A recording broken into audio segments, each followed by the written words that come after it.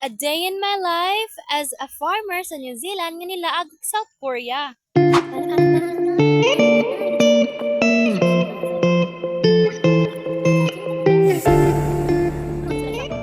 Yaraban anyong, siya nga nangaragong silimnida.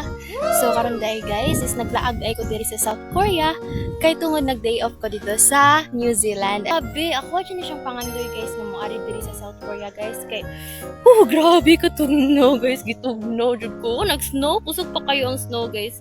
Grabe jud akong ka-shock guys kay nakabantay ko nga dili ra di ay sa New Zealand makita ang pinakanindot na mga kanding. Una sad sila yung mga daghan kaayong manok. That's why usa sa mga pinakalami nga kanon diri sa South Korea ang ilahang manok nga halang kaayo. So karon guys, ako kang ilaag dito sa ilahang mga manokan. Let's go. So guys, mo din ang mga manukan diri sa South Korea guys. Mo din siya ang himuon nga fried chicken. Hindi ay nga aning mga pangalan ng ilang manok. 안녕하세요. manok입니다. 이름이 뭐요? Wala pa daw siya naka-register kaya wala pa siya NSO. Diba anak mo ko ninyo ganina guys nga dili lang manok ang inyong makita diri. Of course na-shock sad ko kay ang bikog sa New Zealand lang makita ang mga maayo kay mga kanding. So karon guys, atong duolon if naabay mga pangalan ni ilang kanding diri sa South Korea. Ato pangutan-on nato. Hi.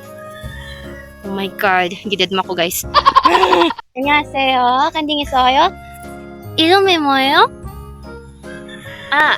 안녕하세요. Ayaw niya guys. Deadma ko. 잠깐만요. 여기. Ayaw niya. Ay, naku! Nangiyak. Nangiyak ang kandi.